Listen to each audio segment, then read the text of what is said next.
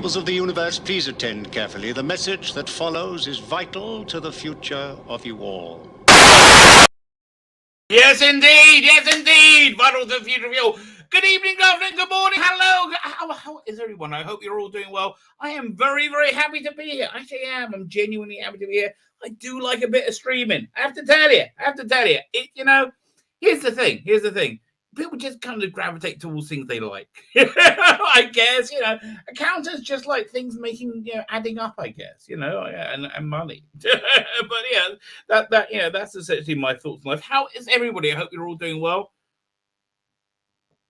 Oh, I am. I was a bit spoilt for choice on what to do as a headline for this this video. There's a lot going down. So this Fady thing, we're going to look at it in a little bit more detail. I can't imagine what it'll be like, right? I'm trying to imagine what his doctor. I mean, it depends. Honestly, it depends on his hair and his costume at that point, I guess. Because I got to get a better vibe on it. Like, are they going to do Beefcake Doctor? Although he might be up for a role that's a regular that isn't the Doctor as well. That's it's definitely Look. This when we get to it, when we get to it, we will get to it. What else is going on in the world? I tell you, let me pull up my grab this. I'll pull up my thumbs. I'll show you what is coming up. Oh, we could talk about Doctor Who magazine that came out today. I did the there is maybe a thing I should should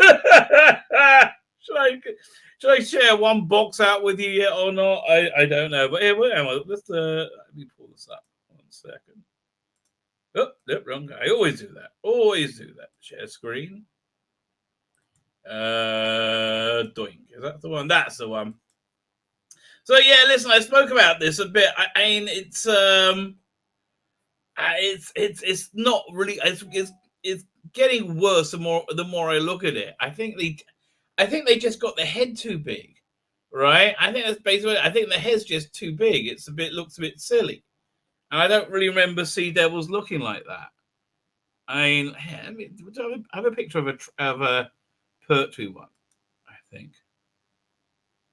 Have you seen this? I can't remember who sent me that, but yes, mate. That's the that as well that we're living. That is for sure. This is something else. Gruber teachers, Ron DeSantis. Yes. Oh man, those people are weird. But anyway, here, what was it? I was looking for a Sea Devil. Do they have it here? Or do I have to pull it up? Pull up Doctor Who magazine. Oh, hang on. I'll zoom in slightly. It's not a great image, but should. Yeah, look, the head's much more in proportion there. That's it. The head's smaller. It's yeah. This head is too big. That's what the problem is. Here, can I highlight it? This section here is too big. It needs to be shrunk down a bit. And they could have done that as well, I think. But yeah, that needs to be shrunk down a bit, unless it's full of animatronics. I don't think it is. Right? I think that they're planning on doing all the movement of it in CG. Right? I mean, I don't think they got the mouth as an animatronic. But yeah. So that dropped today. Yeah, I'll show you what's coming up on the channel. Okay, so we have a programming announcement. Right on my Sunday stream is going to be on Saturday. Right, I normally do this on Sundays. I'm moving it to Saturday just this week. Basically, I have somebody else is streaming.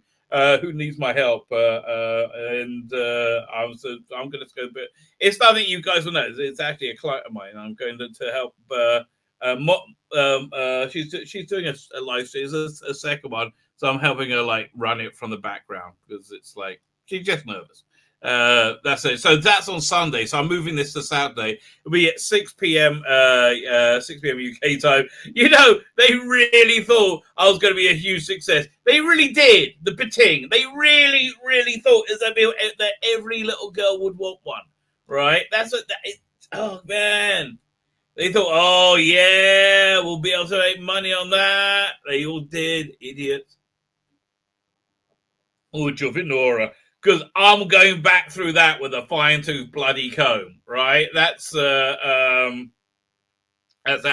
So I got to do watch that and get screen grabs of it tomorrow. And then I'm not sure if I'm going to make it, right? I'm not sure I'm going to make it because they also got to do Picard, right? I haven't seen the new episode of Picard. I'm like, oh god. So that's a scary day I have tomorrow, right? That is a scary day. I shot this today.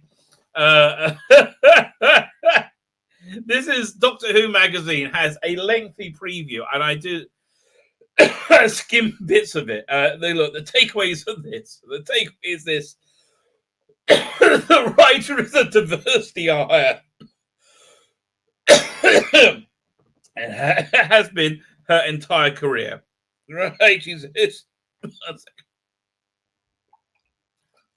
said she sometimes she has like imposter syndrome. All right, I wonder what was imposter syndrome. She says, well, sometimes, I think I don't understand why I'm given all these opportunities. The reason why is because you're a lesbian. A lesbian woman, well, I guess woman is given that you're lesbian in the Me Too world, right? She's like, I don't understand. I keep getting these jobs. It's so strange. Yeah, really? Yeah, I've noticed that too, right? And I said, she's basically, what was it, in the comics world, she's like Max Visaggio was, whose career is now over. It's like, don't know why she doesn't go back and do comics again. I think because she pissed everybody off there. Right, I think she burnt all the bridges. Is it a she or is it a her or is it a they? I don't know. Oh, I don't bloody know. Whatever she wants to be called. And then the new one is called. She's shockingly awful. Right, she's like so awful.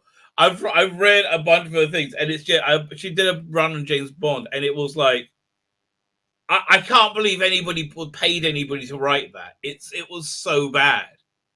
It will. Oh, what the hell's that name? I'll come back. But she's so awful. But so this writer. She said, she might be great. Listen, it might be great. And she said, like, but she also said, like, I don't know anything about Doctor Who. She says, am I a sci-fi writer now? I'm like, no. I do see Russell getting a hard on being a factor in the casting of Doctor Who, right? Do you not? Do you not? I do. I think Russell getting a hard on is a factor, right? And I just think it is. I am halfway through Mind of the Hodiak, but I could have finished it today. I just didn't want to. Yeah, we'll talk about that in a minute as well. YouTube took this off, right? It should be on Rumble, but because I was using an Oscar clip, I was like, but everyone's using it, right? I don't understand. They also took it. It was from my live stream, so they also took my live stream off for a while. I had to trim that out, right? That was weird. Hollywood goes slap happy. Breaking down the Will Smith, Chris Rock, Oscar slap with every comic from Ricky Gervais. Every comic from Ricky Gervais is epic because that's just who he is.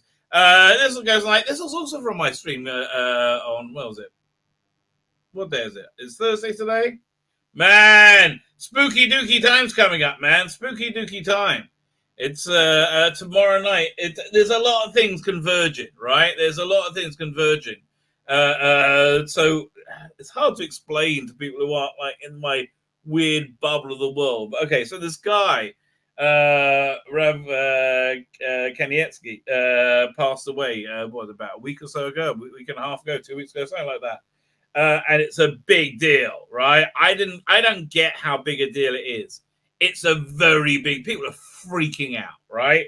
Like everybody has had lengthy classes, and like I listen to all these like different Jewish speakers. They've all of them had these lengthy classes about him, right? About this guy who apparently was a genius beyond genius beyond genius. Apparently, and this is kind of like a universal thing.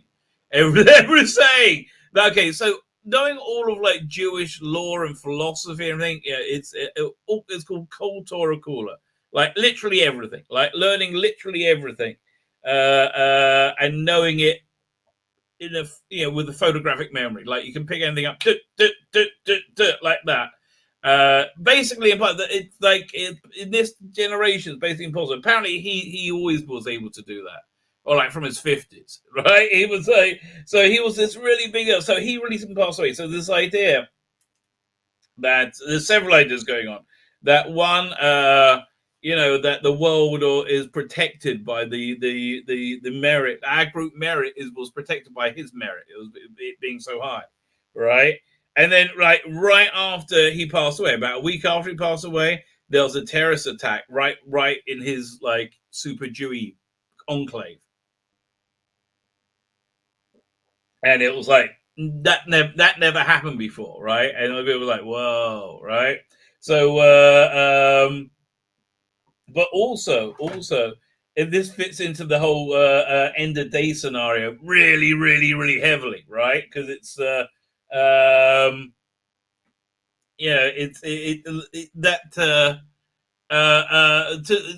it's I didn't know anything about this guy. Okay, honestly, I'm completely ignorant. People are freaking out beyond freaking out. Okay, you don't even know how they're freaking out. They are freaking out beyond freaking out. Right. So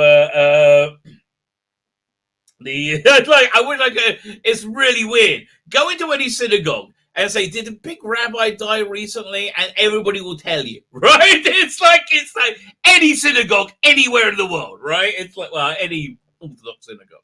It's that sort of big deal. So so the idea is that just before the redemption, right? It's there's complete darkness. There's complete darkness, and there's so they're kind of alluding to it, saying, "Yeah, without this guy in the world, we are incomplete." That was the last light, right? That was that was like what was that bit where oh yeah, Raiders of the Lost Ark. Remember Raiders of the Lost Ark? And they're in the snake pit, and Karen Allen's got the torch, and that light's going out, right? That's basically it, right? And we're surrounded by but that's got to happen. So we've got to get complete darkness before the door to redemptive energy can come in, right? That being said, this Friday is a big deal. This Friday night, this Saturday morning is a big deal because it's the first day of the month of Nisan, which is the month of redemption, right? Well, or one of them. It's the month that the Exodus occurred in, right? Happened in. And so that's why we have Passover that month. It happens on the 15th.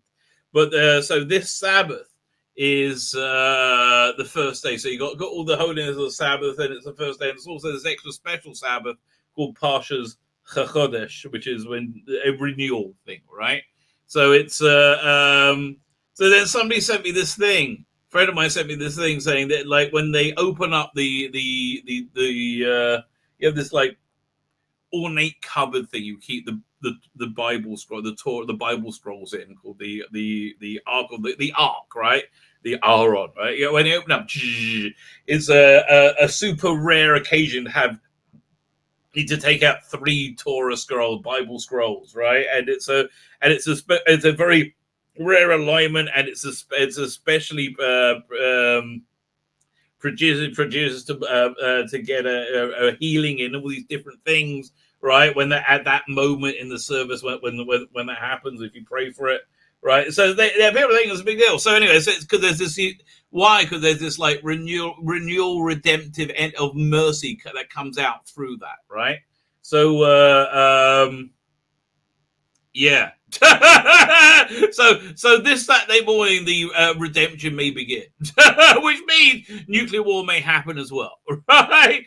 Or option two, which is far more likely, nothing's going to happen. Not that that I misread it. It's like this thing could just start a slow trickle that'll take 3 to 6 months, right? That I could totally see happening. Listen, I thought the redemption was going on for a long time, right? I thought this is the end of days. It's going on too bloody long. If you ask me, I guess I'm going to say I'm wrong about that. But anyway, so this thing I was listening to today, this rabbinical shir I was listening to, class I was listening today, will say he's been saying as well for a couple of years. Like, no, this is it. We're on the absolute cusp of the cusp, and we got this thing going down. So hold on to your hats, baby. Hold on to your hats. I tell you again, next 6 months, crazy things will be going down. Going down. They are going down for Picard. Oh God, it's so awful. Picard's so awful. It's like I just had an epiphany in this one. Like, why aren't they making Star Trek? Just put the uniform on and be on a starship. Okay, that's it. That's all you need to do. Okay, and remember that first episode? That's it. That was it. Do more of that. We like that. Right, you did it for one episode. Do it for 9 more. Okay, do that. What? You want to talk about immigration? No. Okay, if you want to talk about immigration, go to a planet with immigration. Okay. Well, you know, the bad people are the orange men. Ooh, I wonder what you're saying. So forget all that fun Star Trek-y stuff from a few weeks ago. This season we're really just lying our asses off to push open borders. Yeah, that's essentially what that episode was. Piece of shit, that is. Speaking of pieces of shit, this is now moved from Saturday to Sunday, because I won't be live on Sunday. This will be the recap. If you haven't seen it, it's, again, the insanely low quality of these episodes. I don't think you really appreciate how bad it is, right? It's so bad, right? The insanely low quality of the episode, beyond the lecturing and the plastering, like the insanely low quality. And it's important, I think, to go through it in each and every detail. Or quite how, what plot hole, this doesn't work. This totally doesn't work, you know. I think I'm going to put this out tonight. Raise My Walls. I've been meaning to put this out for a while. Awesome show. Gotta go watch that show, mate. It is awesome beyond awesome.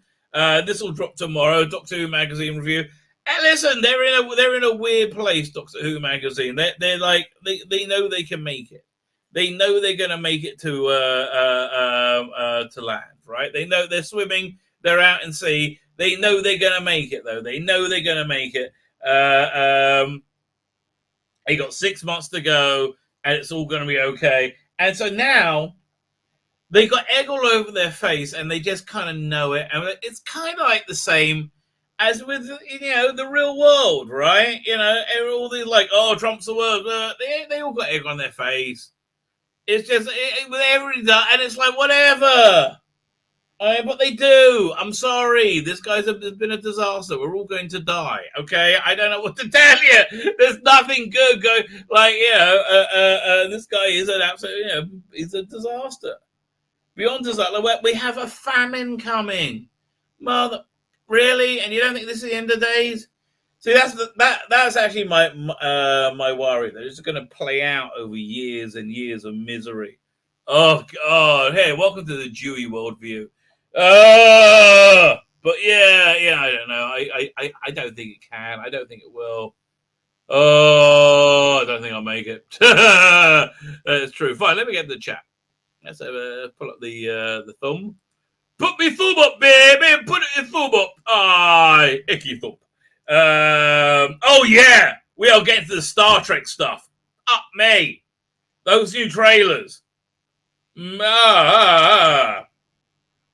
Certainly not Will Slappity Smith. What's that? I thought Fady had his go a few weeks ago. No, this was there's a new round, and there's actually substances rumor. Yes, Lonnie is putting a link to the Confederation of States. Listen, mate, you'll be lucky. You don't think you got that long? You got a famine coming, mate. Okay. I'm relying. Mr. Declan says I'm relying on RTT's gayness to bring us a male doctor. Come on, RTT. You know you want it. You know you want it, baby. You know that's basically what the thumb is saying. Right? There was gonna be another bubble on Rossi, but I thought it was too much text. The other bubble said, "Okay, for your first story, you're going to the New York bathhouses in the early '80s." Oh, just imagine. Nine Rails Publishing is hello there, Nine Rails Publishing. How are you, sir? Disaster area is here. My son is here tonight. The disaster area. Yes, he is here. The Soda Ranger is here. Hello, Soda Rangers. I finally have completed my Dalek collection. He says, "Praise the great healer." Oh, hell with the great healer. I was going to say the great uncle just now. That's a really weird Dalek story. That is a really weird. It's a really good one. But I mean, I love William Galt's character in that, like the Knight of Oberon, it was and I like Boss. I like that whole thing, right? That's Robert Holmes, isn't it? I think so. No, it's Eric Saywood doing Robert Holmes. That's what it is. Eric Saywood doing the Evelyn Waugh book that he was reading, ripping off Robert Holmes quite successfully. Probably one of Saywood's best. Right, but I know I do. I love the his the bounty hunter who's working now for for redemption, and he's old and he's past it. I like all that. I think that's really really good. And Davros and the whole weird spy political thriller thing going on. I think that was all good, and the Daleks are just kind of thrown in there. And then you have the real Daleks come in, you got the Dalek War, right? And it's really, really cool, right? And I think Colin Baker's great in it. Nicola Bryant's got too many clothes. I even like Alexei Sayle, right? I mean, he's kind of awful, but he's kind of good at the same time. Like his death scene is not good. Like, why does he wander out in front of that Dalek, right? He's got his massive sonic gun. It's rock and roll. Yeah. No, listen. I like it. I'm looking forward to it coming out. Still not coming out. I am looking forward to that, man. So yeah, thanks for bringing that up. The Sun Rangers. I've treated myself to a copy of Pyramids of Mars. Awesome. Oh, awesome beyond awesome. Love Pyramids of Mars. I love that it's a standalone one, but there's so much interest. I hope you've seen it already. There's so much. I love the whole backstory with the sirens. Right? There's a very good the guy who did the Caldor City audios. Go to caldorcity.com or .co.uk. Also did a bunch of Faction Paradox stuff, which is very cool and weird, but all based around with the Osirans, and it has who's it? The same guy does a voice in Pyramids. I can't remember who, but it's good. It's all very good. I recommend all that. Here, let me bring up the website. Give him a plug. Give him a plug, darling. Give him a plug. That's got sent to jail. Caldor City. Let's try.com. Let's go with that.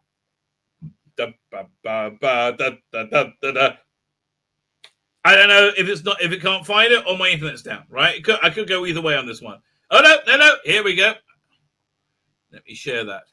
Let me share it, baby. There you go. Me love you long time. Yes, I would be good as a Chinese prostitute. I agree with you, right? I agree with you. Websites could do with a bit of a spruce up, right? It's okay, you might want to come into the decade, maybe. I don't know. What's up with this? Oh, dragging. Is it going to open up? Anyway, this is basically what you want. It just jumped. It just said it's going to move. This is what you want from the Caldor City series. Is excellent, absolutely excellent. Paul Darrow stars in it as Castagnago. Basically, I feel very similar to Avon, right? It was kind of a weird Blake Seven Robots of Death mashup. Oh, there you go. Oh, they changed this. Oh man, I don't want to navigate through all this. No, why it's taking forever? Magic Bullet Productions. Let's try that. Okay, you're getting one more click out of me. Okay, one more click. I'm trying to bloody help you. I'm trying to help you, man. Which is, I am quoting the Sherlock Holmes story, The Blue Carbuncle, if you if you know what I'm talking about. Okay, this has pissed me off. Okay, this is just annoying me now. No, get thee to a nunnery. Be gone, harlot of Satan. I'll bring back my thumbs. Okay, here we go. Doink. Hey, Fady. How you doing, darling? There you go. Is it showing up yet? No, I'm just getting the whizzy wheel. There you go, Fady. Oh, I finally got through. No, leave me alone. Leave me alone. I'm not going back there. So Pyramid of Mars is good. It's raining men, body oil, KY in the TARDIS. Yeah. Listen, John Barrowman's coming back, that's for sure. You really want to risk that, Mr. Nicola? Listen. Nothing can be worse than what we've had. I mean, honestly, nothing can be worse. What would they do that would be worse? Right? It's like, really, it's every time we thought this is the baddest it can get. I mean, listen, they could make it worse, right? Because they always do exceed their expectations and suck. But, listen, remember, can you hear me? I mean, like, really? It's like some of the work. You probably don't. That's the title of one of the Jodie episodes. It's crazy. It's so bad. It's unbelievably bad. Gareth Morgan, I haven't been watching. I'm writing a fan-made series. I will never get the money back. So write it anyway.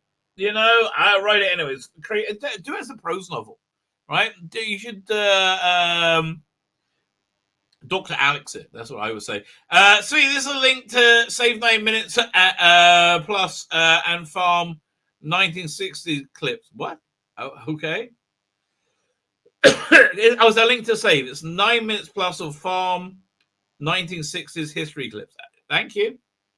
Listen, it's a gift, and I appreciate it. I get it. I'm just confused. Probably Doctor Who. That's exactly right. Soda says hello. Epson _ says hello. Lonnie is here. 9 Rails Publishing. We are here, says 9 Rails Publishing. I have a feeling I know who you I know you by another name. 9 Rails Publishing. Let me know who you are. Mark the Vicar is here. Watch him, Mark the Vicar. How you doing? Freezing today. Oh, it's been very nice actually, but then it gets cold at night. We haven't heated up yet. We're going to do that when by Passover, essentially. By Passover, about 2 weeks. Just over 2 weeks from now. Man, looking forward to Passover. Do enjoy it. We're having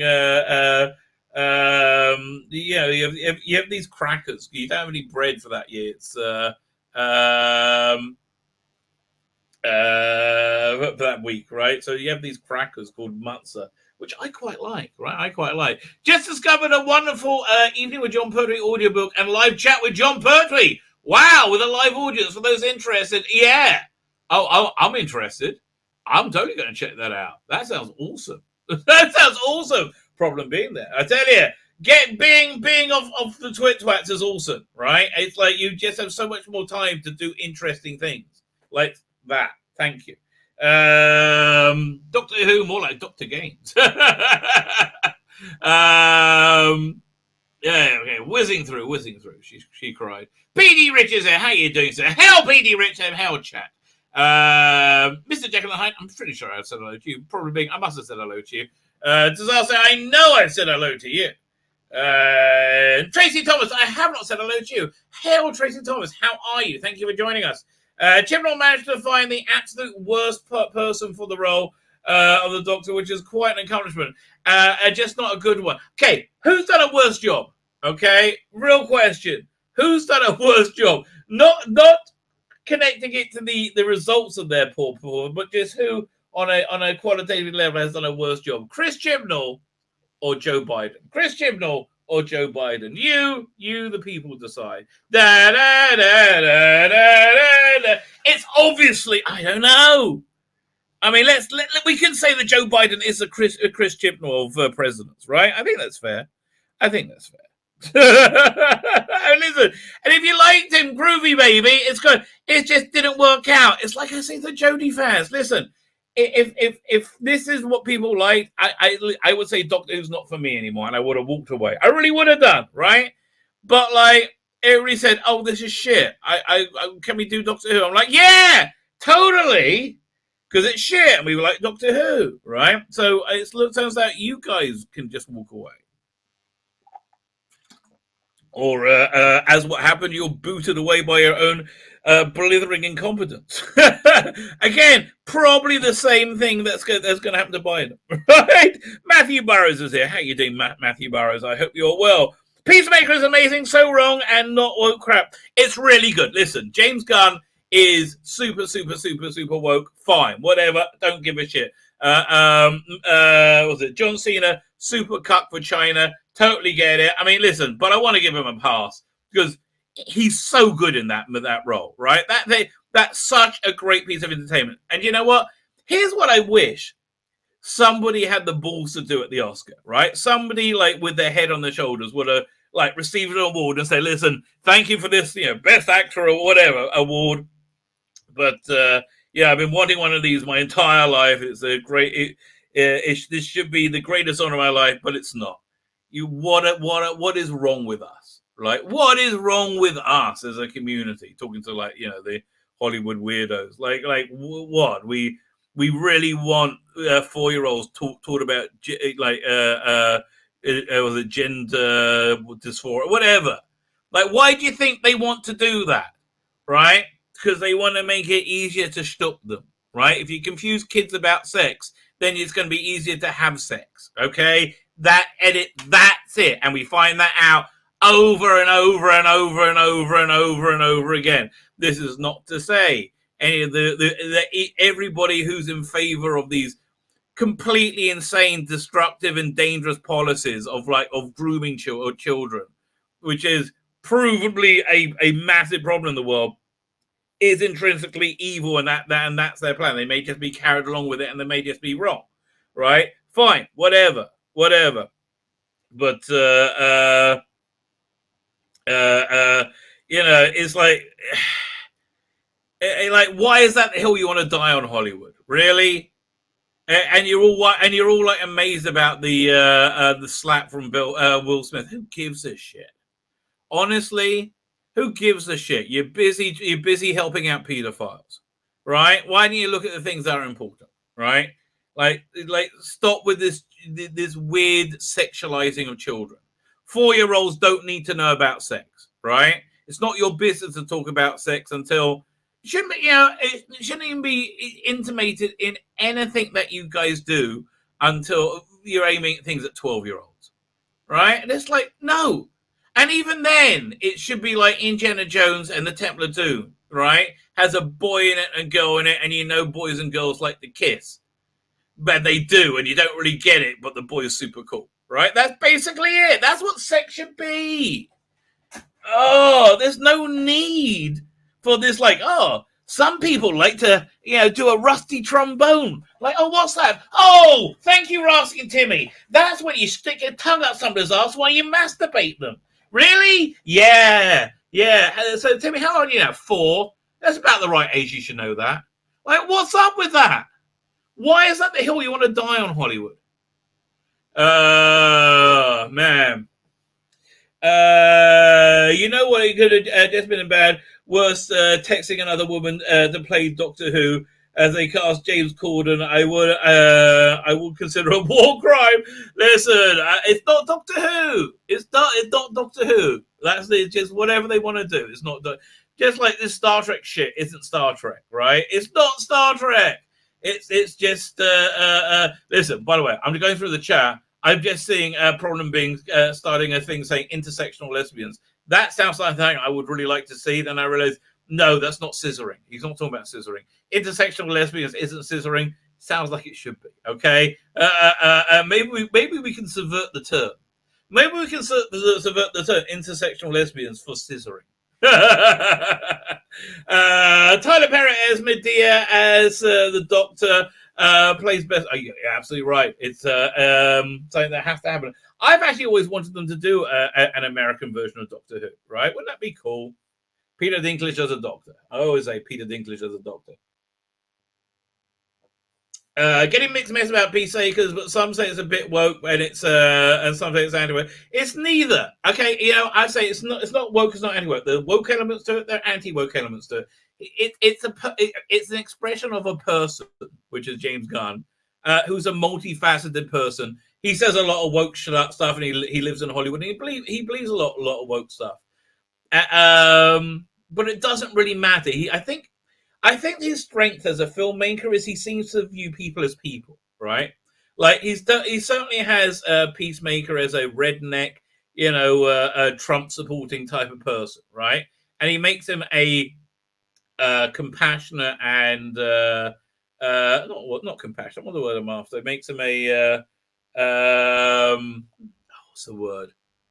Not compassionate. He makes him a hero that's somebody you can empathize with. That's still not the word I'm thinking of, but it's so he treats people as people. But an actual eagle attack. Eagly is awesome. Okay, here's the great thing about Eagly. If you haven't seen it, it's a CGI eagle they have, right? That it doesn't do everything perfectly like a human being would do. Like he's always like a little bit off balances, like an eagle would, right? Because he's not that dexterous. Matthew Burrow says Fady Elsayed is a great pick. He will get bums on seat plus female. That is, I never seen him in anything, right? I mean, I do trust Russell, and I don't see him as doctory, right? Could be. I see him more as James Bondy, quite frankly, than doctory. But yeah, I mean, although I think James Bond needs to be a white male. I have to tell you, English white male, right? I think it's very important with James Bond. But he's got more of that vibe, I think the only person I know who could play both James Bond and Doctor Who is Tom Hiddleston, right? Sorry, Fady sounds like every East London bloke, right? I want exactly erudite, intelligent actor. Can he play posh? See, here's the thing: the Doctor has to be posh, even if he's rejecting posh. That's why Exum was so different. He was like a inverse of the Doctor, right? It was Shameless meets Doctor Who, and it was really fun. But as soon as he got, because they really wanted to reinvent the character and be relevant, but it reinvented too far, right?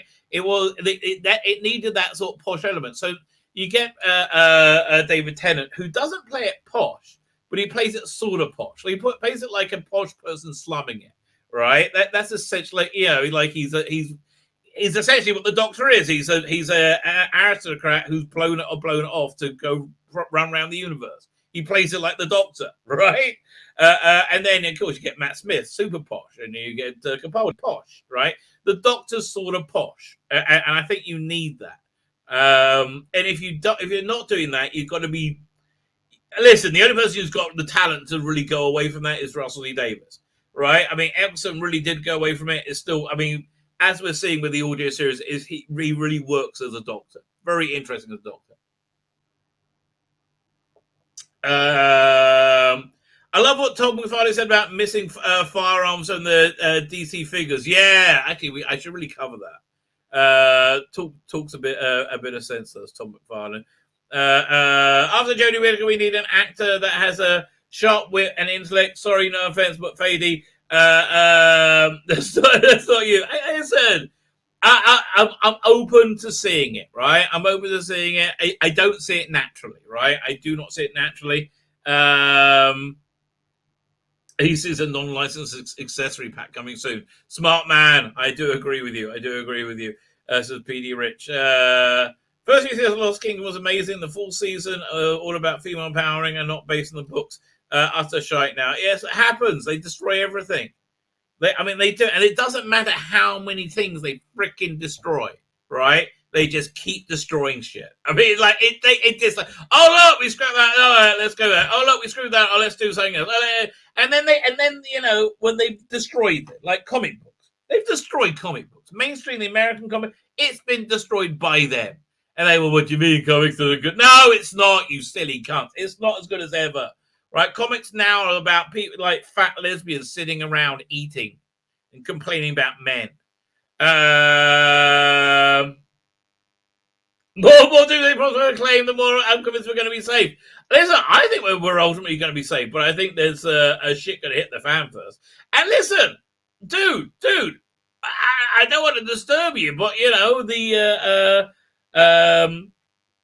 the Russians are like Putin and like most of the government are apparently going to Russian nuclear bunker facilities, right? I mean, like, I don't like that. This could get nuclear really easily, right? Russia genuinely feels threatened. Like they want their pipeline, and they do not want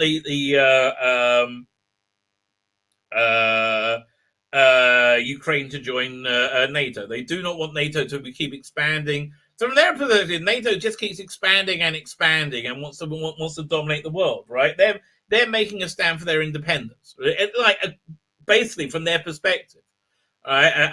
And so when you have like Biden come out and say like, oh, we got to come on and get rid of this guy, like that could cause a problem, right? That could cause a problem. So they're apparently pulling back from their cities, which means either they've won, they've got what they wanted, like they said they go, or they're getting ready for a new assault, or they're pulling back because they're going to do a nuclear attack, right? This could get you have no,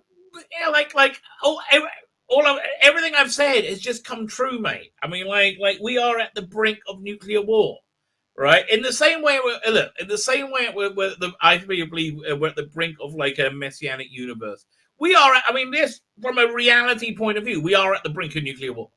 It's never been this serious, right? It's that, and like have we're getting credible reports from people who the international troops that went there, like exit interviews, and it's like, and these aren't like people who thought it was like Call of Duty or whatever. You know, people didn't think it was like a video game. These are people who actually been in combat like before. The difference is, according to your boy Zach, okay, the difference is that the America hasn't seen combat that has been symmetrical for like 50, 70 years, right? It literally hasn't seen symmetrical warfare for like 70 years. And this is the first time they do. And it's like, and normally you're fighting, pig farmers with the Kalashnikovs, right? It's almost like massively asymmetrical, right? But now it's like this is a modern military versus a modern military, and you could die in an instant, right? They can sense your body heat. They can send a drone up and drop a what's it called again? Not a claymore. They can whatever. They can drop a shell on you. It's great. You could just die in a second. There's nothing you can do. It's just a numbers game, right? It's literally a numbers game. And people get there and they see it and they freak out. The body goes no, and they just get the hell out.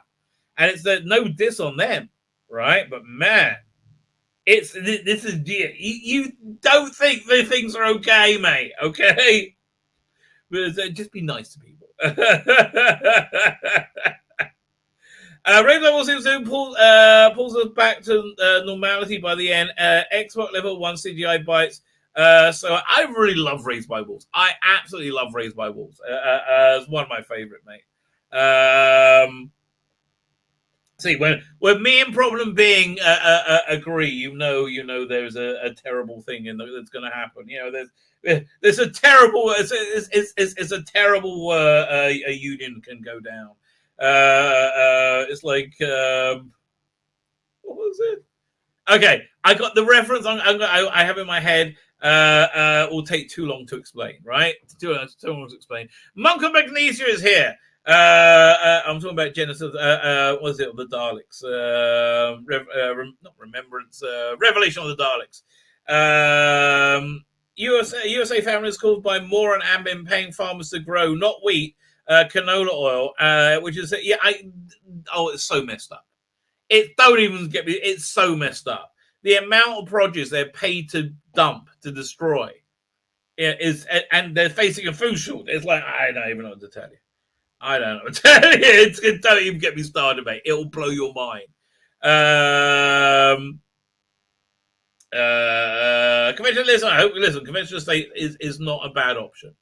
Is really not a bad option. Really enjoyed Carlos. Said it was where it was wrapped up was strange. It wrapped up in a very Raised by Wolves kind of way, right? It really did.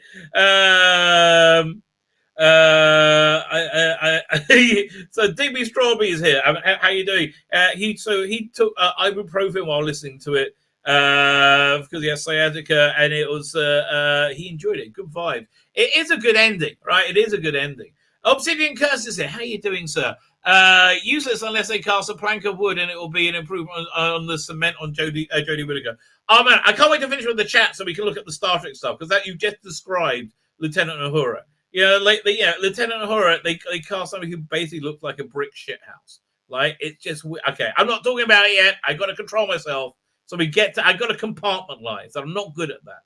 I am not good at compartmentalizing. Tzvi Lebetkin, actually, Tyler Perry did say a speech like that at an award show. He said he did not hate white people or the police, and he was savagely attacked for it. Exactly, Gareth. And that's the problem. That's the problem. The crazes are in control. This is why I think this is the end of days. Okay, this is just the way the holy books describe it. What do you want me to tell you? Well, oh God, I don't know. Everybody panic. I kind of feel like that. It's like that episode of The Simpsons where they got one guy is interviewing somebody else on the news. Says, "Is this time to panic?" And the guy goes, "Yes, I think it is." And it was like, ah! So that's basically where I am in life. Grammar school strangers is how I would describe David Tennant. Exactly. Yeah. But I think he went to grammar school because he decided to. Right? That's the vibe I get. Like all franchises, being destroyed isn't a coincidence. It's by committee. Well, we've seen Disney. We're going to look at that in a minute as well. We've seen that's Disney's absolute plan, right? Dan Hadley is here. How are you doing, sir? Thank you for joining us. Bye, Dan. I sent you a link if you're available and would like to join. Who else we got? You're here again. Still good to see you. Well, it's good you put back on. Catherine Thee is here. Thank you for joining us. Gareth Morgan. I said hello to you, Gareth, but you know what? You can say hello again. It doesn't hurt. And we caught up. We caught up with the chat. Fine. We have a lot to look at. Oh my God. I just wasted a lot of time because I have a lot to look at. Oh my God. Where are we going to start? Shall we start with Fady?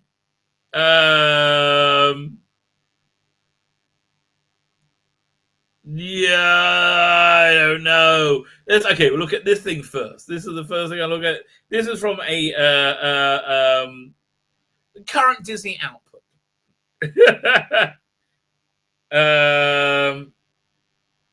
Oh my God! Yeah, 1 second.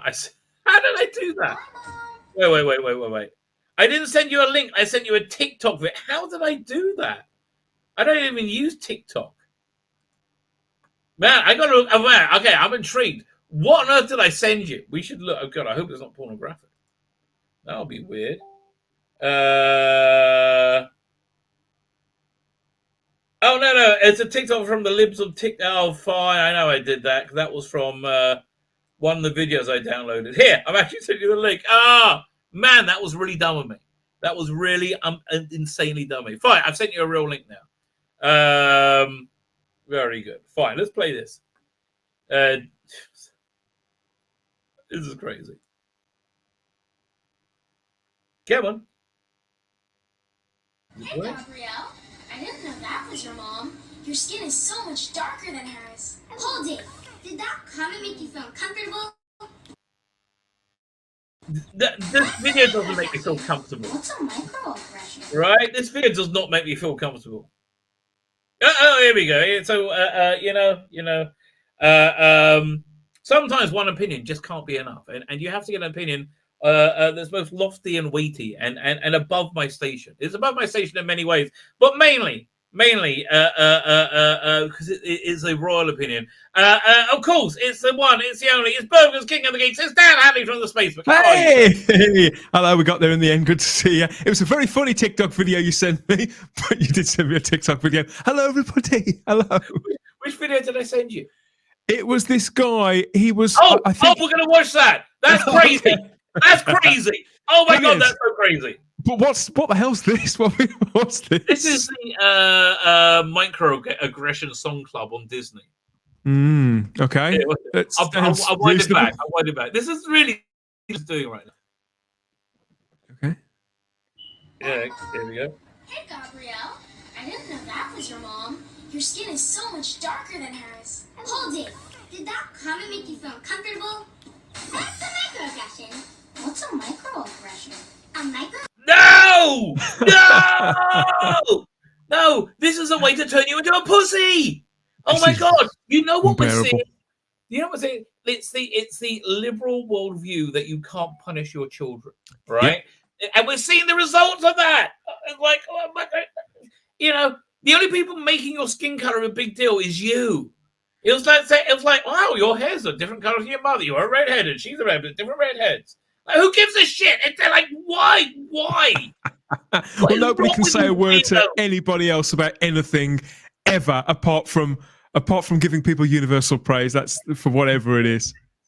Oh my God! Yeah, so Disney wants to make 50% LGBTQ plus or black. One of the two. Apparently, although the exchange rate it's only one black person for, and I'm going to use the word, I hate the word, but it's the way they like to describe themselves. One black person equals 4 queer people, right? So you get, actually, no, it's the other way around. So 4 black people to 1 queer, because the queer people are so much higher on the progressive stack. On the stack, yeah. You see, even they're at the back of the bus. Really? Doesn't that suck? See, that's what they should have done with Rosa. Then you're making a point. I thought that the microaggressions, they were one of the Transformers, one of the little ones that used to hang around. Oh yes, yeah. We'll watch this another couple of seconds, see what they do with it. Okay, is it playing? Is when someone says or does something that makes you feel bad. Sometimes just because of your race. But you know what? He's wrong. You should be proud of your skin. It's what makes you, you. I know just how you feel, mommy, sad and blue. Oh God, I can't. Okay, I can't. It's too much. Okay, I'm only flesh and blood. Okay, I can't.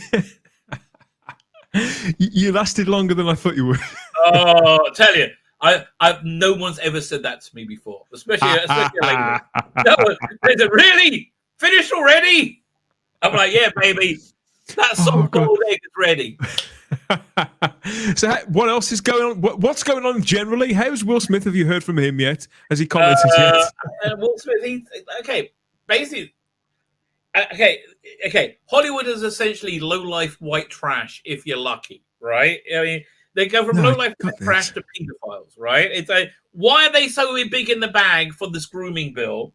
It's because they're all on board with sexualizing children. Why? Because they all like to stop children. That would be like, really? I mean, like, they could come out and say, we just like to stop kids. And everybody like, oh, yeah, okay. We all know, okay? You were all Harvey Weinstein's friends for a long time, okay? It does seem that way. An inordinately large percentage of these people, when they've been sort of arrested for protesting or whatever else they've been doing, turns out they're kiddie fiddlers on some level or another.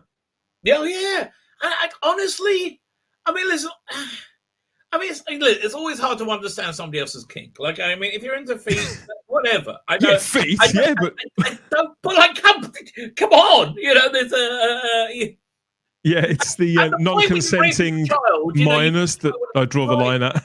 Yeah, I mean, really, you know, you can only be yourself so much. I would say, if all these people complaining this bill, if the ability to sexualize a child, if ability to mildly curtail you sexualizing a child, and it's a milquetoast bill. If your ability to mildly curtail you sexualizing a child denies your existence, then your existence is wrong. Okay, I you agree. don't They make need out to like do it's an affront to their most basic rights of existence. It's extraordinary. These people are exploitative abusers, and I don't know why that's become a grey area. I don't see why and how. I don't. Black and white. I've told you the apocalypse is coming. Like, You really? did. It'd be You've been like, telling I'm me this. sorry. I didn't mean to be right. Okay. I can't say I wasn't warned, Rabbi. I can't say I wasn't warned. Look, there's the. I think we'll be okay at the end. I think. Did you hear my introduction? I was talking about the death of this big rabbi. Did you hear any of that? No. Okay, so I didn't know who he is. Like, literally, like, everybody's freaking out. Like, everyone's like, ah! Oh my god! Oh my god! I mean, the guy was like 105. He was very, very old. No, he was like 90. Yeah. He was very, very. But like, when they. Like when this particular guy, because he passed away, this all ties into the apocalypse. So it's like, oh look, there's another prediction. There you go, check. Good, that was done. So this guy is seen as his passing away after a good innings is seen as another sign of potentially end of days. Oh yeah, absolutely. This is it's like a prophesied sign of end of days. No need to worry. Wow. But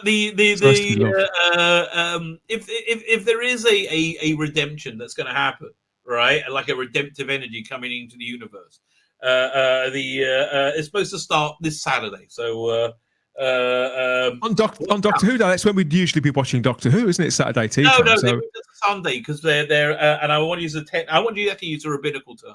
Right, so you understand who they are. Okay. They moved it to Sunday because they're cunts. Okay, they are Gotcha. cunts. So they don't... Gotcha. Yeah. I made a note of this. Oh, speaking of which, have you seen any of my deep dive reviews of the early Jodie episodes? I haven't had the heart to yet. I know you're up to really Rosa.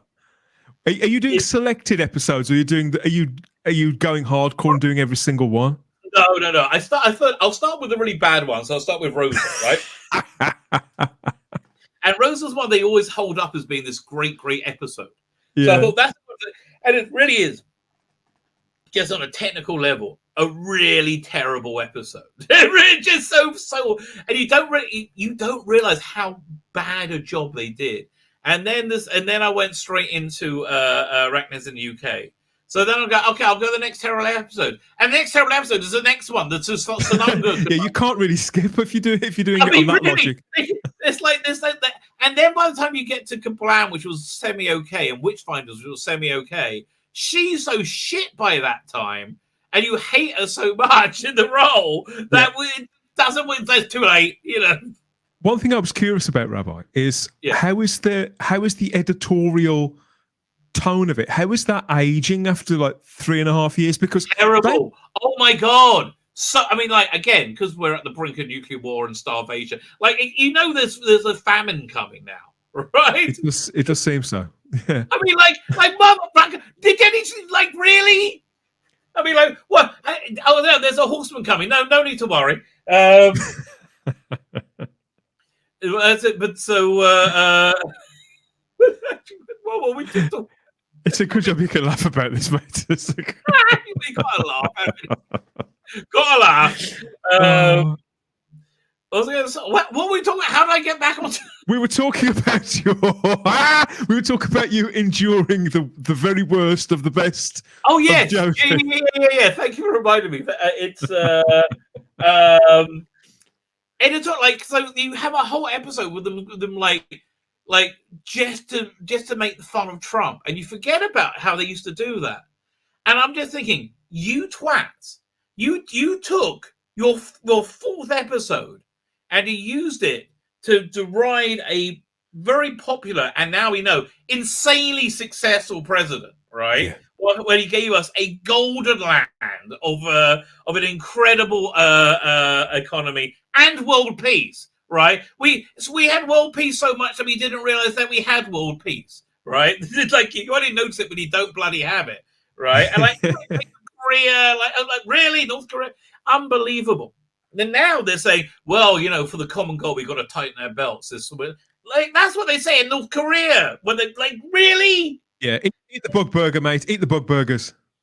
Apparently, yeah. It's but it's aged so insanely bad, and they just thought they just thought they were the only people in the world, right? They're the only people because that was the only opinion you're allowed to have publicly, and they just assumed they were right. They said, "Oh, of course we're right. Well, obviously we're right."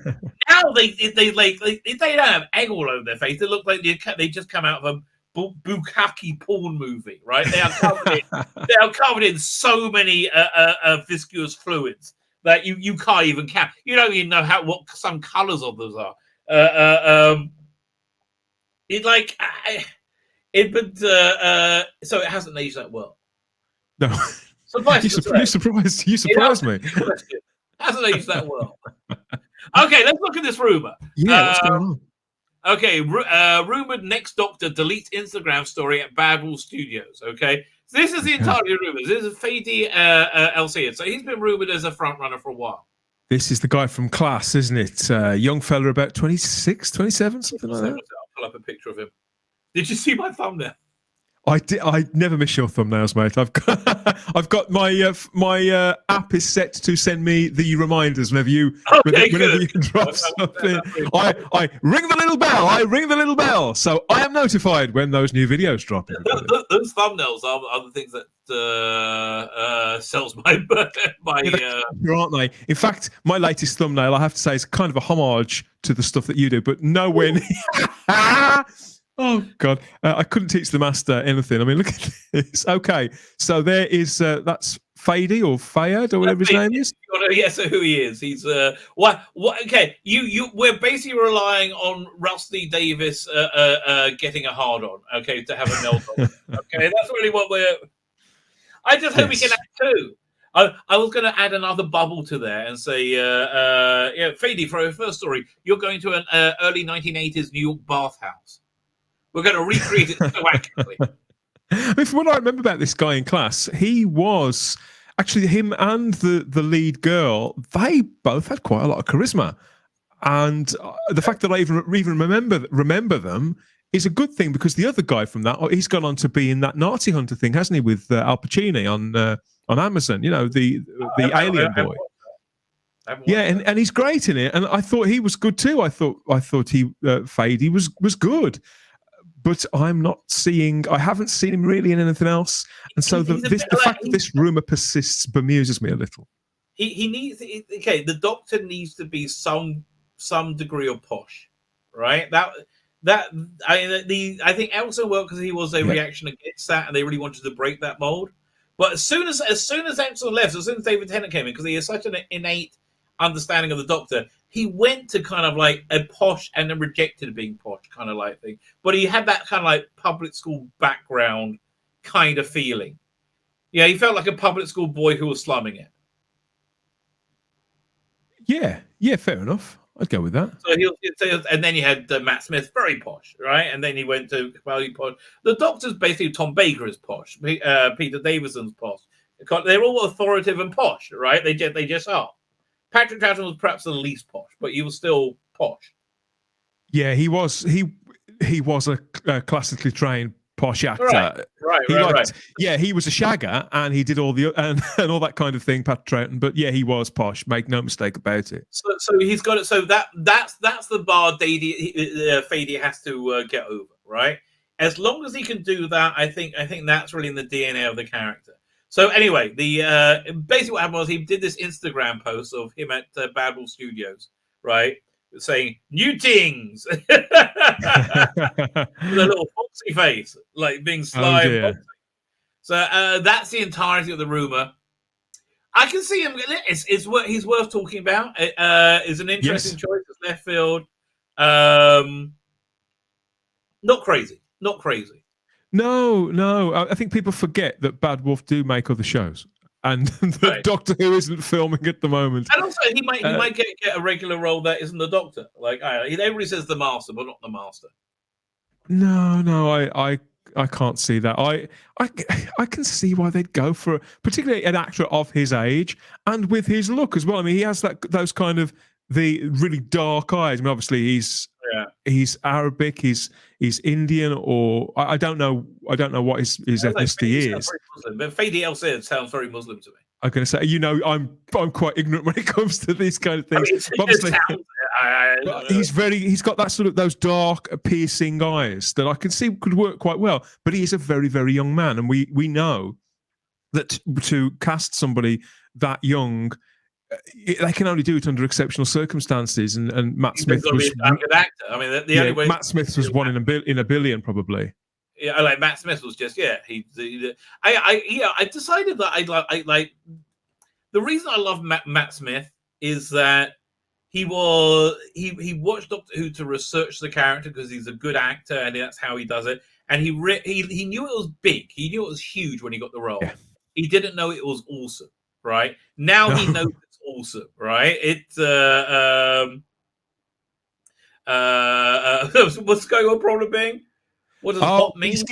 He's giving me a spot of advice because I've reset up my mic. I've been doing some voiceover work for a movie, believe it or not. I know. So I've been doing some voiceover work. I've set up my mic again, and a problem being was saying in the chat, he says it's clipping, which means it's sort of topping out somewhere or other. So I've got the software open, and that's why I've sort of reorganized the setup a little here. So thank you for the advice there. Go on, sorry to interrupt there. Carry on. Here, what's there? Let me pull up this new thing. I want to put Doctor Who magazine came out today.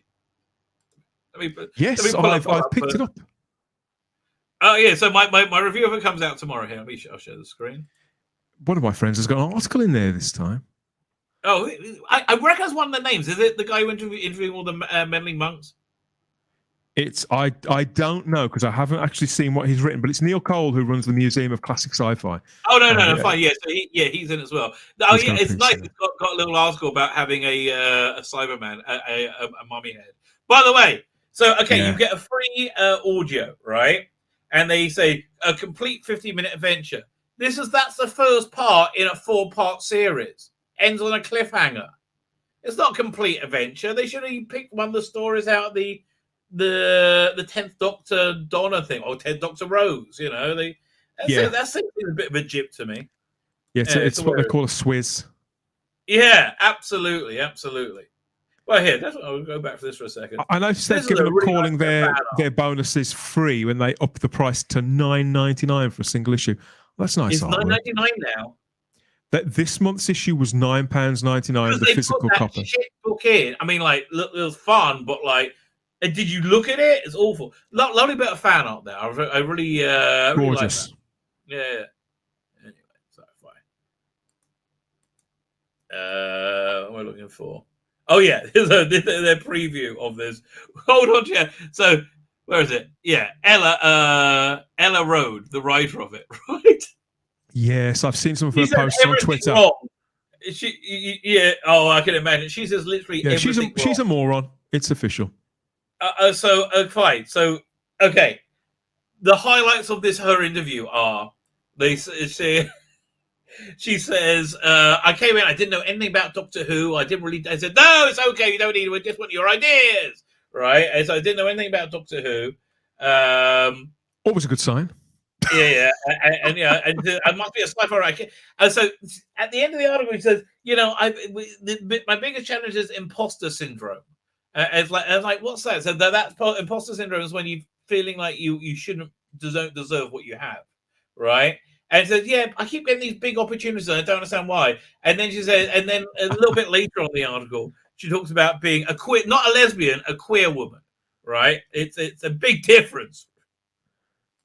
Well, that's the best. She hasn't worked. I've seen the Sea Devils so far. I think that's a fantastic design. I know some people are really down on them. I love the design, everything about it. I love how authentic it is. In the pictures I've seen, this is a good picture, but the head I think is too big. I kind of prefer the What Rose and Deep one. I think I do too. Come to think of it. So this is why she was hired. It's not just ideas that are big on Doctor Who; it's supersized emotions too. When we last saw them at the end of Eve of the Dalek, The Doctor and Yaz, aka Phasmin, appeared to be feeling their way towards a crunch point. I think they were feeling their way to each other's vaginas. Was actually, yeah, you can call that a crunch point. It depends. I guess so. It's like, are we talking code? Apparently, in the involving relationship. Munch point, maybe. A munch point. There you go. That's why I have you on, Dan. A munch point. This thread carries on to the Legend of the Sea Devils. I really enjoyed that, says Ella. It's not a huge part of the episode, but I think it's good to be able to include these real relationship questions that people can relate to. No one can relate to this, you silly cow. No one. And firstly, no one relates to Yaz, no one relates to the Doctor because they're not characters. They're two-dimensional ciphers, badly acted. Okay, nobody relates to them, and nobody relates to this. Oh, I've realised I'm gay. No one's done that. Okay, I mean, yep. Okay, apparently about what's the gay population? Like 7%, or 3%. I think it's slightly more than that, but not a great deal. Whatever. More. Okay, that's not everyone. That's a really small demographic. Okay, it's just I don't know what to tell you. And nobody realizes it when they're bloody 30 or how old she's supposed to be. Like, yeah, okay, I think realize it when they're 12, I think.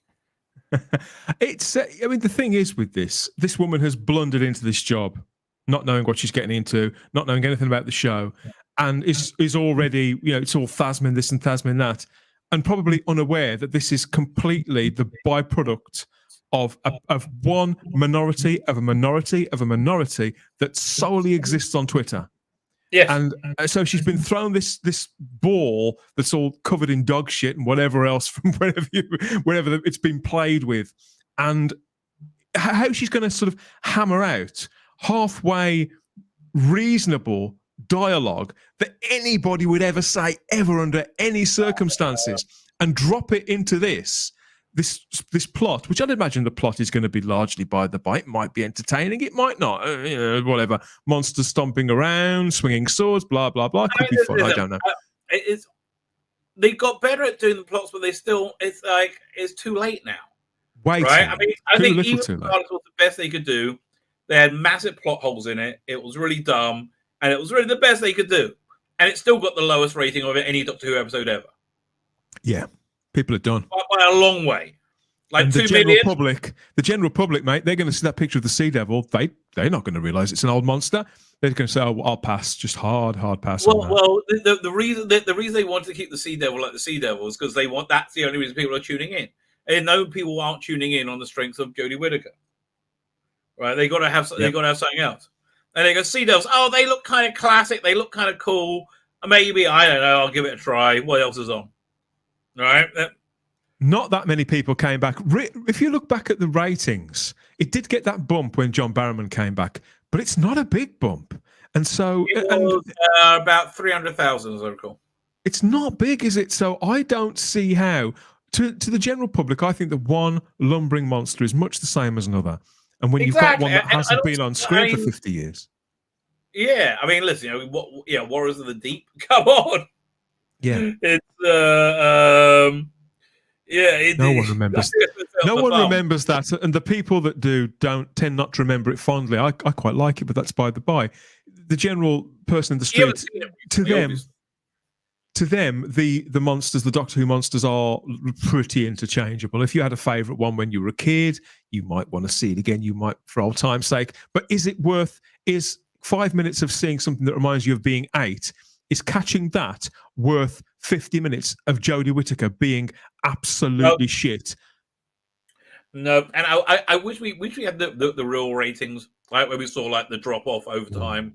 That'd be hilarious. You got to just pay a lot of money to get those ratings.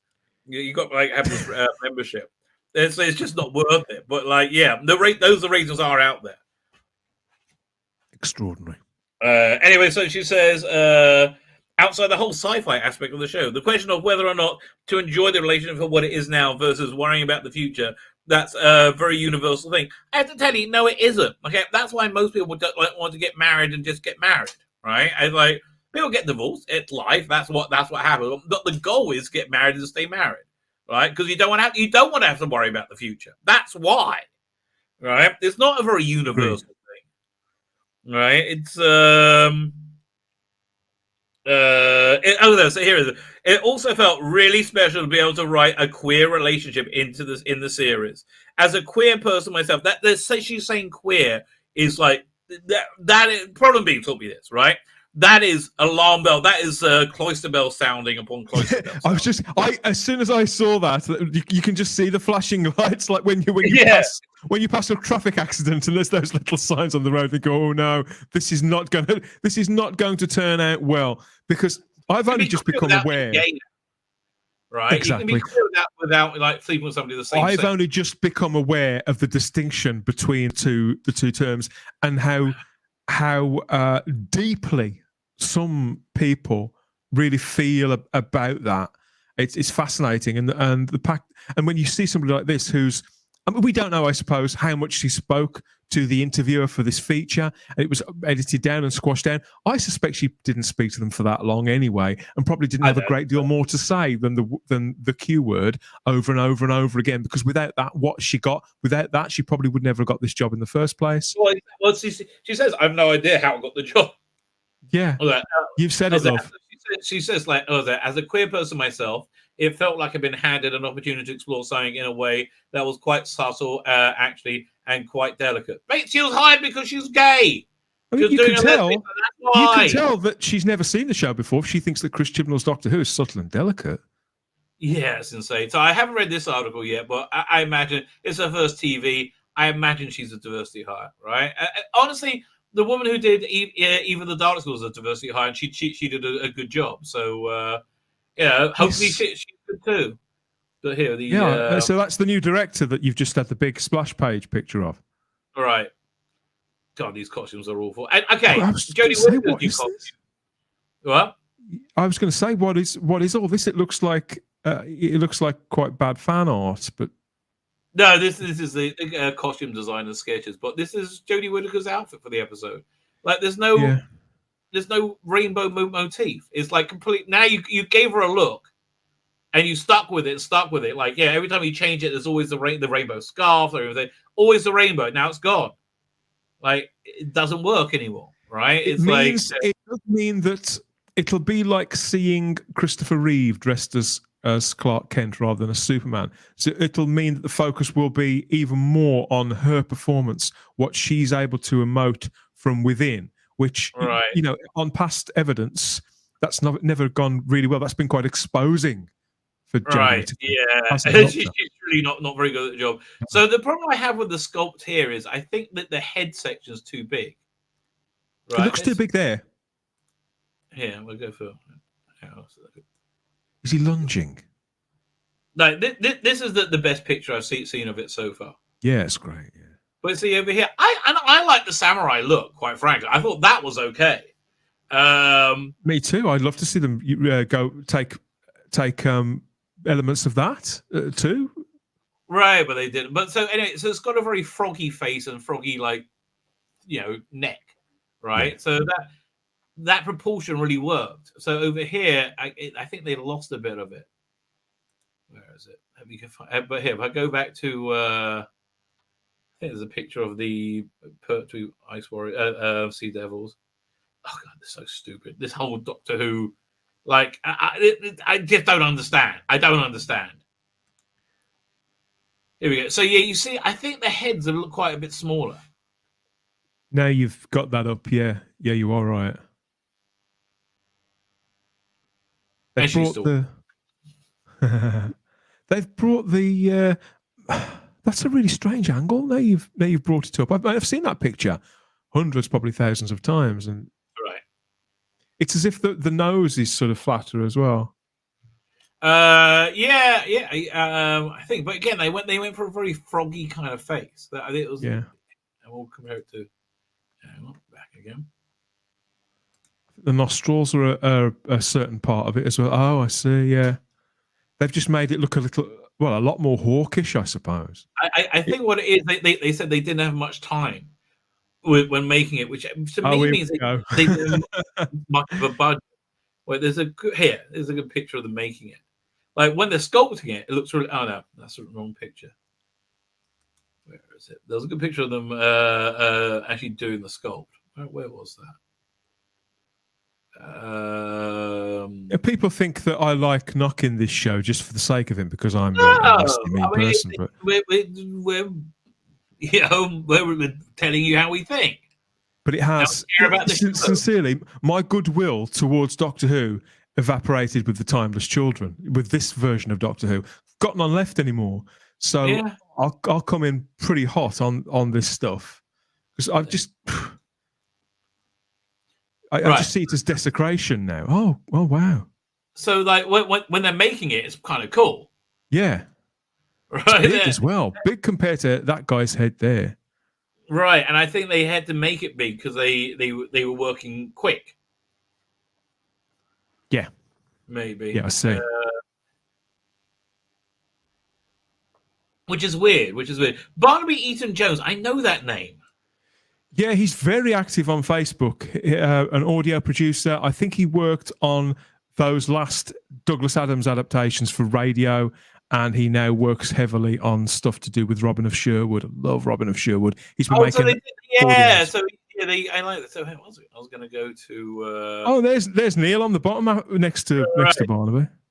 Yeah, they have a little story about his getting a siren head, a robot. I got a credit on his last magazine. There's a whole thing about us and Type 40 in there, which is very good of him. Very nice. That's nice. So yeah, so anyway, what was I just going to pull up? Something Big Finish. Have a look. Oh yeah, so I started listening to Mind of Hodiak. Yeah, it's come around quickly, hasn't it? Have you listened to it yet? No, I'm a little bit behind. I'm about to start Solo. That's not bad. Blood of the Time Lords, I really enjoyed. Okay, Blood of the Time Lords seemed like imagine season 15 not being key to time. And them doing another Time Lord story, but want to do something different instead of rehashing, badly rehashing Deadly Assassin. They want to do something. That's basically what it was. Really clever. Sounds good. So yeah, I don't listen to everything the Big Finish put out, both for monetary reasons and time reasons. But this is a standout release that I absolutely cannot miss. Yeah, so a bit disappointing, I'm afraid, though. And the thing that's pretty disappointing is the production of it more than the script.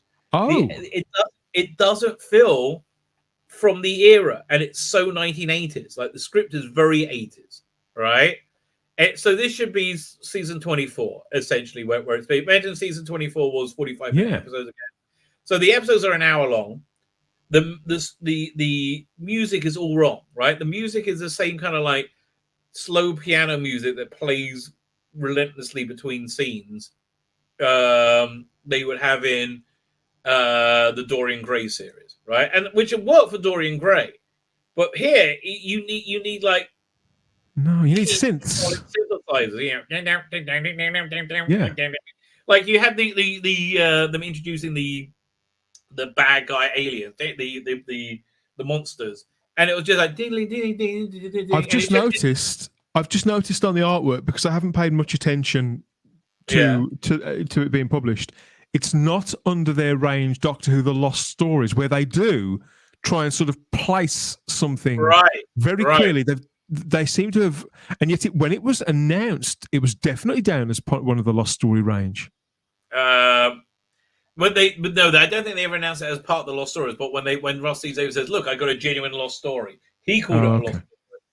But 50-minute episodes is more of a season 22 thing than a season 23 thing. Right. But I think he was just doing an amalgam, or maybe they should have been 25 minutes. No, he did a 45-minute episode. Well, they're like it, and it needed a 15-minute edit. Like it needed to go through it with a red pen. Right, and redo things and like fix it. It wasn't finished. Right, it was very much a first or second draft. Right, it needed a good edit would have really helped it. Right, and there's a few like you need to rewrite bits of it to make things work again, to stitch it all together, because it was very disjointed. Like the Doctor wasn't really connected with the main plot at all, and there's ways you could. It was just it needed an edit. It needed an edit. Yeah, it wasn't that. And interesting seeing where Russell T Davies was in the mid '80s, right? Because it's not. It was not. You can see why the story was rejected, but that's fine, right? I'm fine with but I could have listened to the second part today, and I just didn't bother because I'm like, it's just gonna. I'm just irritated with the first part. And not through the story, which is story or characters. I'm frustrated. Oh, story, characters, performances, all good, right? It's the production. Bit of a shame, really.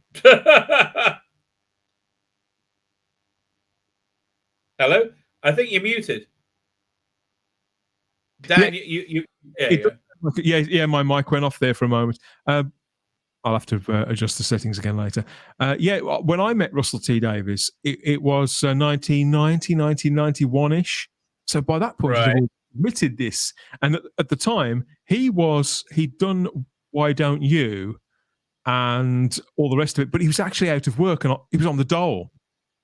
And so when I met him, I was in a small room with him and like four other people. And I'd forgotten about it for years, but everybody was sort of really impressed by him because he looked, obviously he's a very, very physically tall man, and because he'd worked for the BBC and that he'd submitted a script. Everybody knew he'd submitted a script, but at that time he was really on his uppers, you know. And it'd be 3 or 4 years before Dark Season that was. And so now to actually be able to hear this, something that was only really whispered about after 35 years, you know. I felt the same way about Dark Dimension. Like I just did a thing about that on Saturday. I'm releasing that at some point this week. Yeah, next week. I know.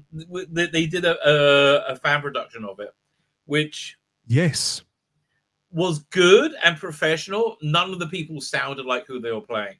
Right, I couldn't really hear. But it was interesting, and they fixed up the script though and made it better. Right, they did, and it kept the story, but they just fixed errors in the script, right? And it really worked. So that I felt the same way about that as I did about this. But I think it's the first thing that Emily Cook produced, and like God bless her. You know, I have nothing against her. I love the watch-alongs. I wish you did a classic one. I'm sorry that you got a lot of flack for not doing classic ones and not doing Jodie ones, and I think that was out of line. You know, but it's fine. It's totally fine. You know, I'm not going to send hate towards her because she didn't do a. No, I've got a lot of time for Emily Cook. Right. I think she seems like a sweet girl. This seemed like somebody not really knowing what they're doing, right? And not being told yes and no, right? Because you're not allowed to tell women yes when you hire them to be women. Right. Could it be also, Rabbi, that whoever was put in a place where they could maybe suggest to? I don't know how much work Russell did on the script to bring it up to scratch. I know that Scott Hancock did a lot. I think it's Scott Hancock. I think he was basically in charge, but he wanted to give Emily a free hand, is my guess. Yeah. Right. Which is a shame because it was like it really needed to feel 80s, and it really didn't. Yeah, it's a shame. That's why I like hearing the lost stories. To me, that's the appeal of all this, and the real appeal of Mind of the Hodiak is getting a slice of 1986 that I didn't get at the time. That's what I want. That's what I'm there for. Right. Yeah. So unfortunately, not. Did you hear about this as well? I think I'm going to give this one a pass. It's a 7-hour audiobook. It's written by Jonathan Morris, who's a good writer. Yeah, I always enjoy his stuff. Yeah, I did. I saw the artwork, which I kind of like. I think, but it's I liked when they did this kind of painted look where they're not using the original cast, right? But when you're using the original cast, I prefer to use more photo collages. Yeah, that's right. Yeah, in one of the ones recently, and I was like kind of annoyed by it. I think that when it comes to these sort of 6 or 7 hour audiobooks, I think it's a great idea, and I love that they exist. But that's a long time. That's a lot of time to commit to listen. Terror of the Master one. Now I thought that on the Master box set, 4 hours long. Oh, 3 hours longer. See, that's not too bad. 4 hours, but when they're rocking in at 7, that's like 7 hours is like, oh man, it's a real commitment, and I don't really want to do that. What was the one where they hit? Let's have a look, see what's coming up. So yeah, I think I'm going to give that one a miss. But they had one where they were using this painted cover. Like I like, again, when they're using the real original cast, I like them to reuse the real photorealistic ones. Maybe it's the War Doctor, but the War Doctor was. I'm kind of looking forward to this, by the way. Doctor of War. It leaves me completely cold. It just sounds like a lot of old nonsense to me. But I'm up to being convinced. Yeah, listen to the trailer. This is new. They're having a trailer out. Let me make sure I get my sound turned up. I love that Jeffrey Beavers is in it. But... yeah, there's a lot of cool things about it. Come on. There you go. I've had lots of fames. Only one that really counts.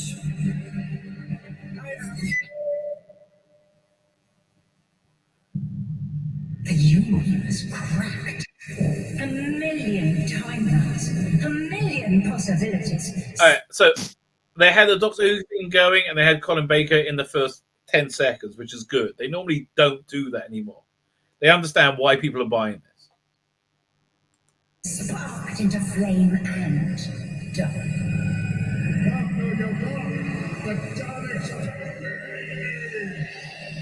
And one of them was you. What crime? What did I do? But in the new reality, you're an aberration. A remnant. Can't you hear that? What? To see my own death. He's the Doctor now. Well, Doctor of War. What are you waiting for? I think you're afraid. Afraid that you might have developed a taste for it. For what? Genocide. Big Finish for the love of stories. It's an interesting idea. It is. I'm a little more interested now.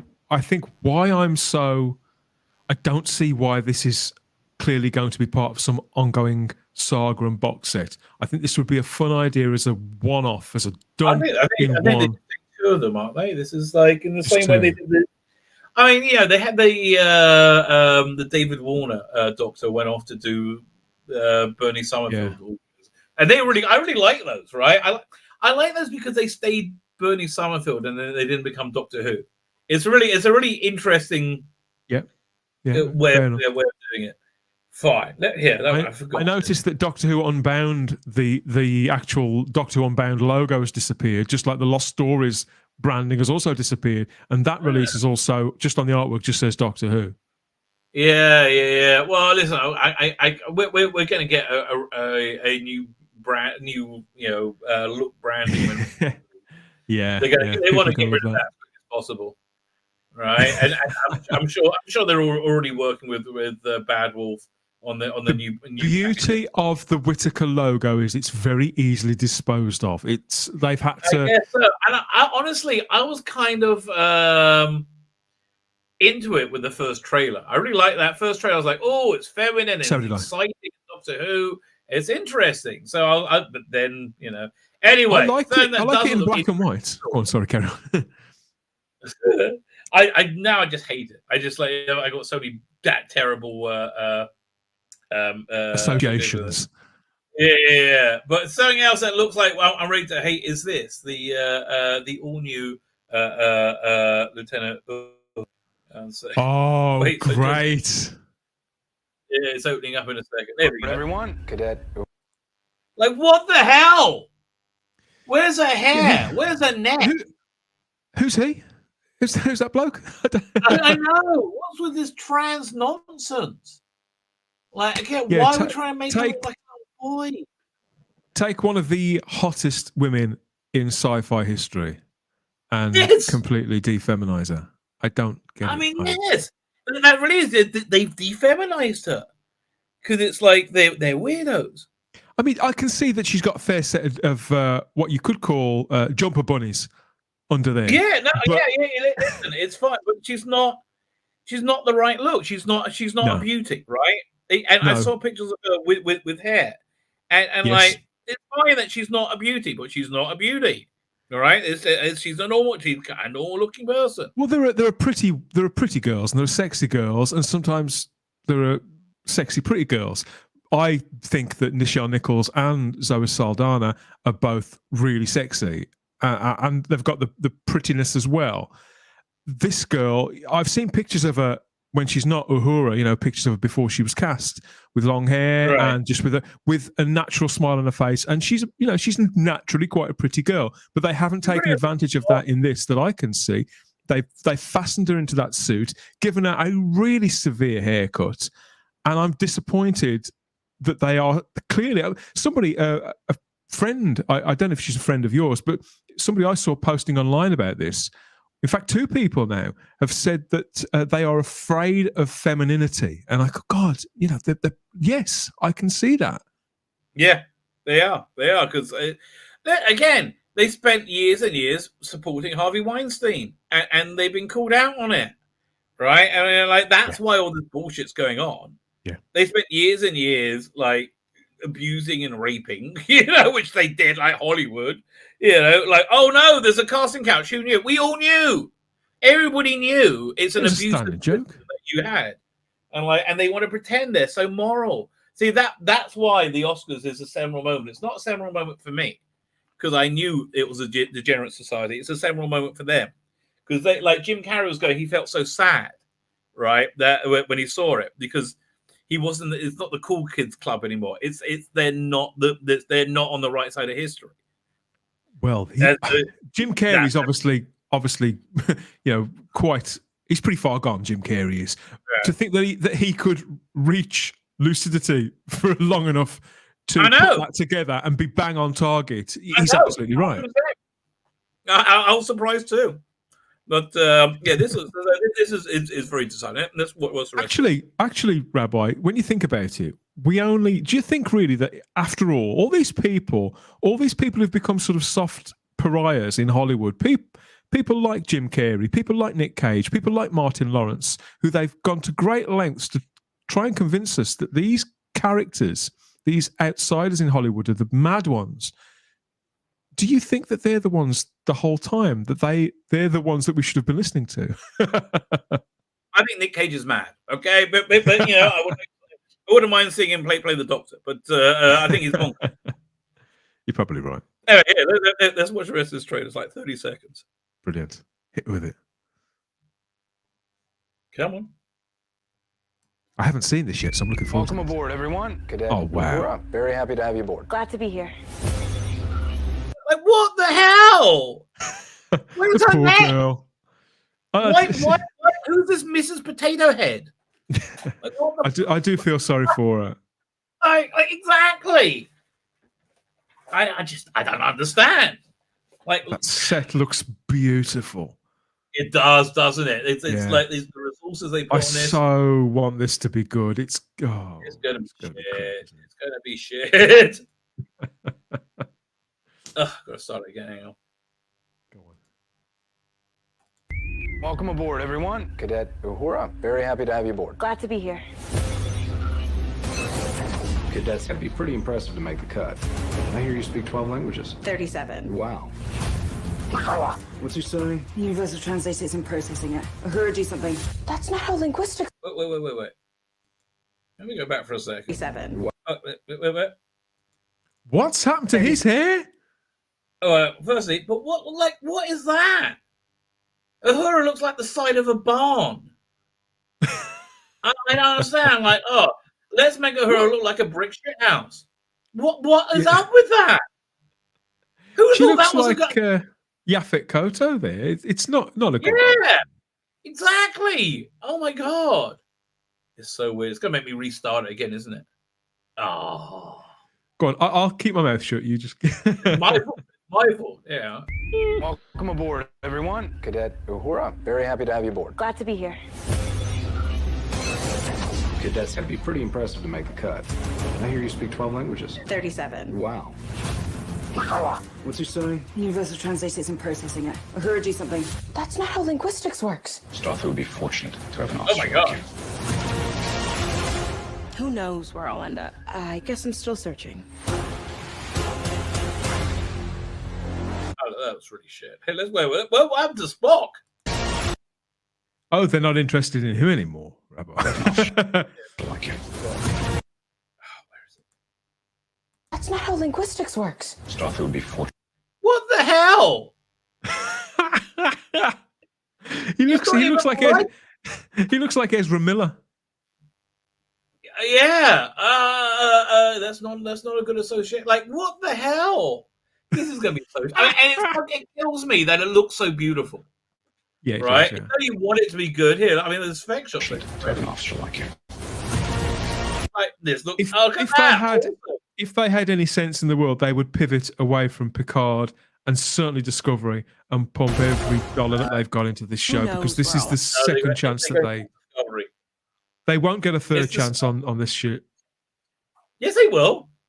Yes, they will. It doesn't matter. Them being able to set it. All that matters is them making content. Oh, just pump it That's out, the only pump it out. metric that matters, and Kurtzman's making them content. That's literally the only metric that matters. And look at her. Where's her waist? What the hell? Like, it's Lieutenant bloody Uhura, for God's sake. Oh. I like the idea that they're starting with her coming aboard the ship as a cadet, but I believe that they've miscast the role. And this role, if they should have had to play somebody else. She seems quite pleasant on screen, but she's not just Uhura. not the right cast. How much more time do you have? I've got around 20 minutes or so. My show doesn't start till 8 o'clock, but I wanted to come on and spend some time with you and catch up because we're doing something very specific later. We're not doing much in the way of news. And I wanted to say hello, catch up with you, and catch up with all of them in the chat. It's always nice to stream. Well, Peter Rich just said, hang on. Uhura's first space mission was until 2264. This is based in mid-2250s. Yeah. I want to tell you. Just on the red shirts here. Yeah, just some on of red it shirts is here. based on, because the thing about Kirk as well, his when he was on the Farragut, he was supposed to have been a lieutenant, and the idea was, people have been saying, but having Kirk in it in season 2 and being a captain, people have looked at the uniform and seen that he's got the captain's bands on his wrist and everything like that, and they're saying, but he was never a captain before he came aboard the Enterprise. But I thought he was a captain of the Farragut, wasn't he? No, he was a lieutenant on the Farragut. But it turns out, if you go back to Gene Roddenberry's book, The Making of Star Trek, with his original documents, although it was never put on screen, in Gene Roddenberry's original concept for Star Trek, Captain Kirk did actually have another ship in between the Farragut and the Enterprise. They'd never put it on screen. So it is kind of canon, but with a small c. Roddenberry always intended on it being his second command, not his first. I didn't even know that until 3 weeks ago. I don't know. Anyway, so look, this is the full trailer. Again, the design, everything's beautiful, isn't it? It's like, oh yes, God, it looks astonishing. And I mean, like look at Picard. They gave us one episode of Star Trek with them flying around. Just put the red shirt on, idiot. Okay, what the badge and be on a starship. That's all you need to do. Okay, do that, moron. Then you want to talk about immigration? Goes to the planet where the orange people are getting rid of the brown people. It's the way Star Trek does it. Don't go. Let's go to 2024. And when Deep Space Nine did it, 2024 was far in the future and close at the same time. It was cool. When you're doing it, you're being morons, right? Well, and I've stayed away from Picard. Is it worth me watching it?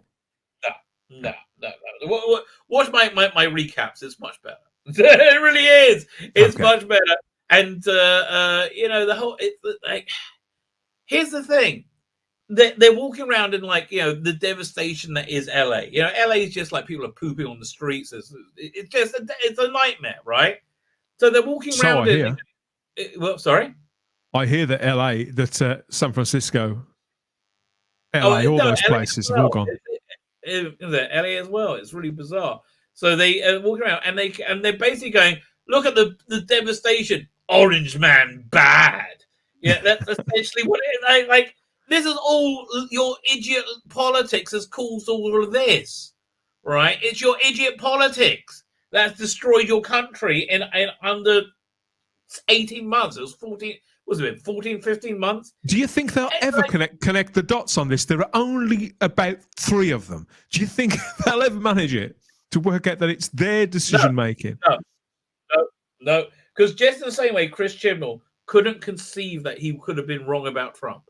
Could not conceive of the idea. Ludicrous, and everybody agrees with him. It's just ludicrous. I don't understand these racists have rose up and became dangerous, right? They couldn't conceive they were wrong, so they made up a fiction, and they can't get.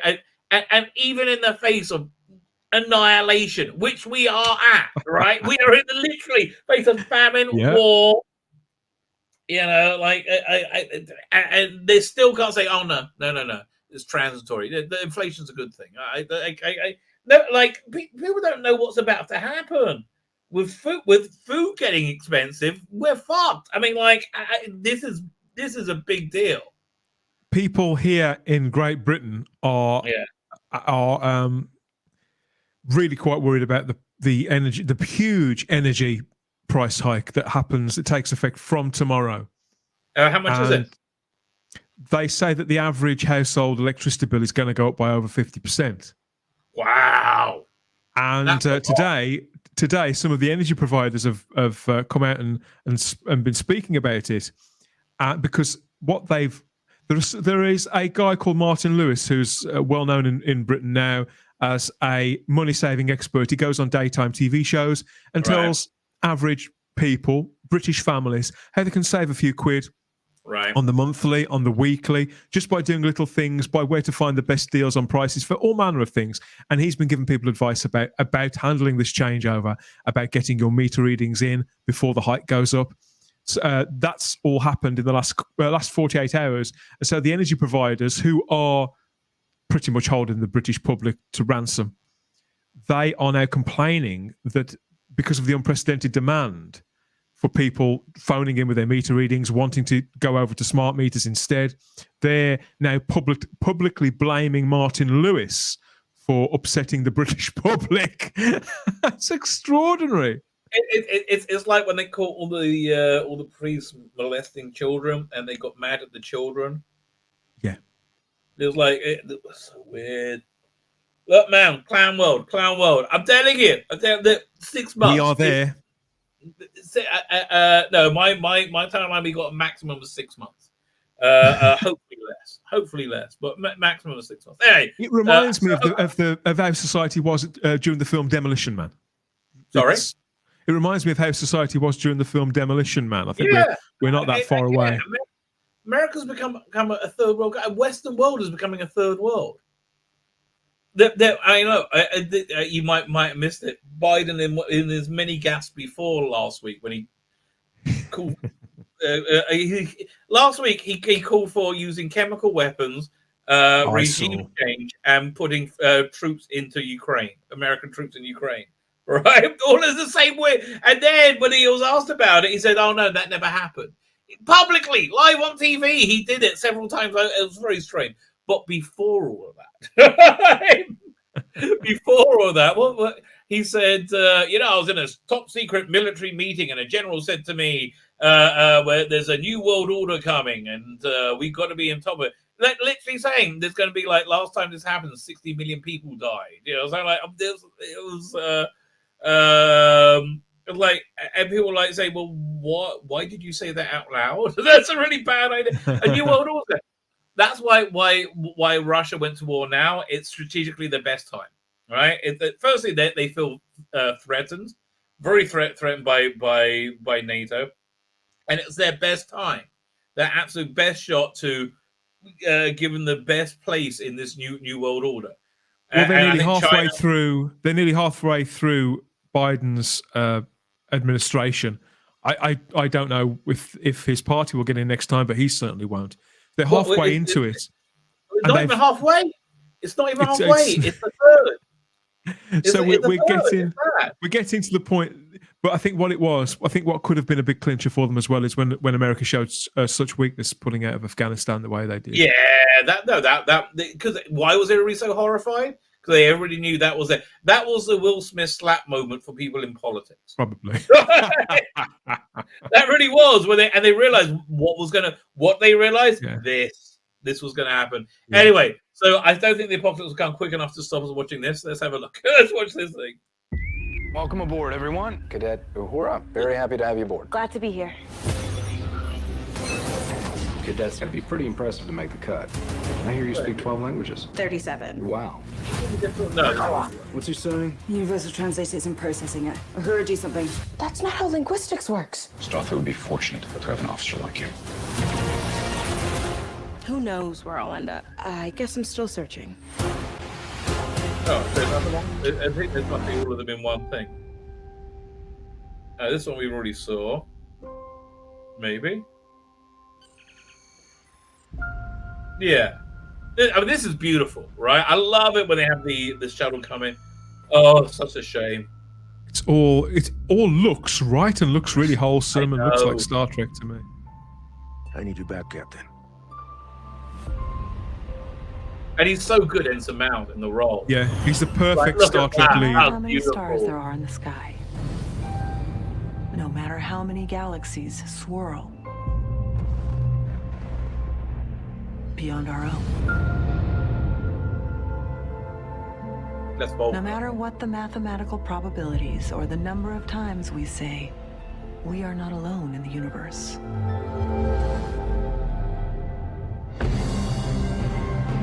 Our first visit from the stars is always the province of children's stories and science fiction. I love the design, the Enterprise. It's perfect. The Enterprise is perfect. Yeah, they really nailed it. So is the logo, Oh, so is the so music, much better. so is the Oh. look. The costumes, I love them. I think the sets have been beautifully updated. Yeah, right.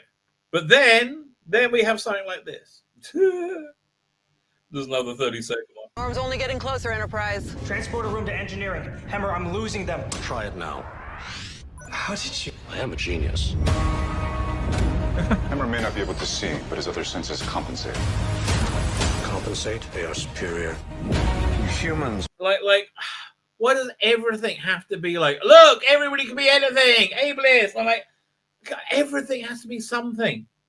Really, it makes me crazy. Yeah, it's okay to have able-bodied, Yeah, heterosexual. And okay, I'm going to say the word they don't want to hear, a normal person, right? I don't have a normal bloke there. I'm fine with it. We never see it. Waste so much life worrying about death. The Enar believe the end only comes once you have fulfilled your purpose. So what was your purpose? To fix what is broken. And then we have one more.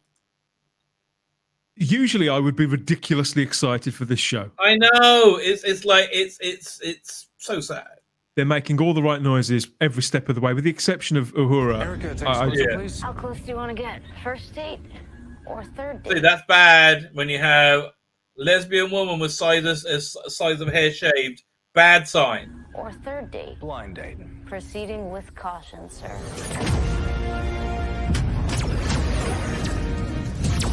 We have incoming. You know how you used to brag you're going to be the best pilot ever to graduate the academy? What's your point, sir? Time to prove it, Lieutenant. Ugh, a Mary Sue. Oh dear. Now we're talking. Although that's all Tholian red. Yeah, those are the Tholians, aren't they? See, oh god, this looks so I think cool. Tholians are orange. Yeah, let's have a look. I don't think they are. I don't think it is Tholian. Oh, I thought they Maybe. were blue. I loved it when they did it in Deep Space Nine. Oh, it was awesome. Yeah. Now we're talking. Yeah, Is she? Do we have that confirmed that this is a lesbian character or a really?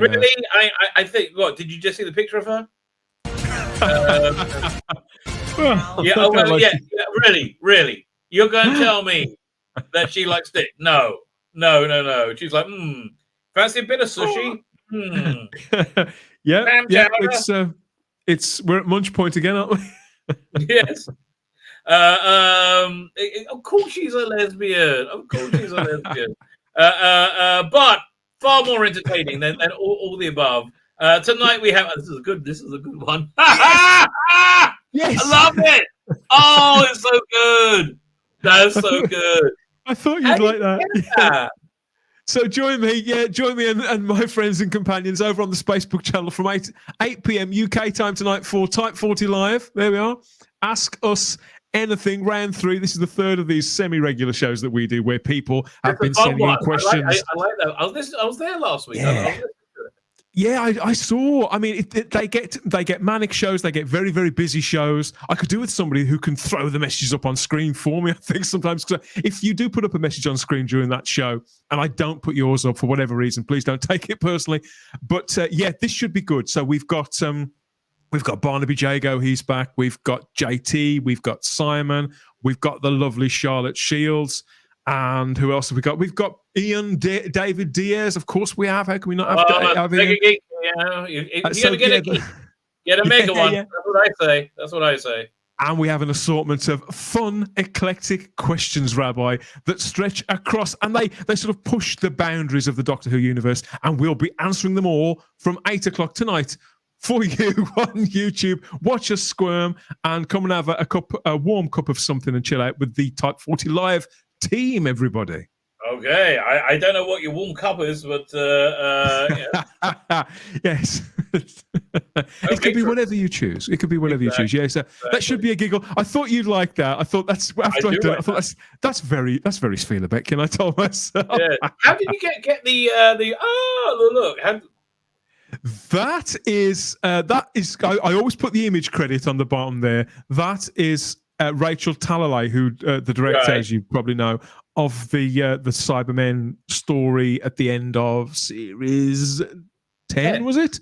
Yeah. So she quite regularly, go and follow her on Twitter. She quite regularly shares pictures from offset when people are mucking around. Wonderful. So if you go and keep an eye on it, she really does share some lovely stuff, sometimes some really personal stuff. She seems like a really nice woman who's proud of her work and values her friendships. Why is she working for Marvel, doing Disney movies? Or why is she? They say they want female talent. She'll be great directing Star Trek. But I don't know why she isn't like busy beyond busy. I think, well, she's on Supergirl. No, she's not. No, she's not. She's got more sense than that. She's on Stargirl and on Superman and Lois. Stargirl's good. Stargirl's one of the good ones they do. Right. They're both good shows. So I'm glad she's on them. But I know she does more than you think. I think she does quite a lot of Riverdale, which I've never seen, but it's been running for a few years. She should be snapped up to be directing Marvel movies. After she went from like the Doctor Who season finales, and they should have grabbed her for Captain Marvel or whatever bullcrap they want to make. I agree. I think she's wonderful, and again, she just seems like a really nice, genuine person. So maybe that's why her face doesn't fit anymore. I don't know, but yeah, go and follow her on Twitter, and you find that she shares this stuff all the time. That's one of her pictures, which I've had a little bit of fun with. I love it. So join us from 8 o'clock later. I would spend hours photoshopping that together, and you just found the picture. yeah, got look. I just thought it was perfect. It made me laugh, and I thought if something makes me laugh, I think, well, there's a fair chance it make other people laugh too. I think you've got the same MO, haven't you, mate? I've got to have a bit of a filter on that because I laugh at dark things. Actually, I can't. Yeah, I've got a show I want to okay, so that starts in an hour. PD Rich has put it in the chat. Also informed us that was the Folians. So very cool. Magic. Yeah, well, say magic. So there we go. Fine. With that, I'm going to wrap up. I'm going to hit the end broadcast button.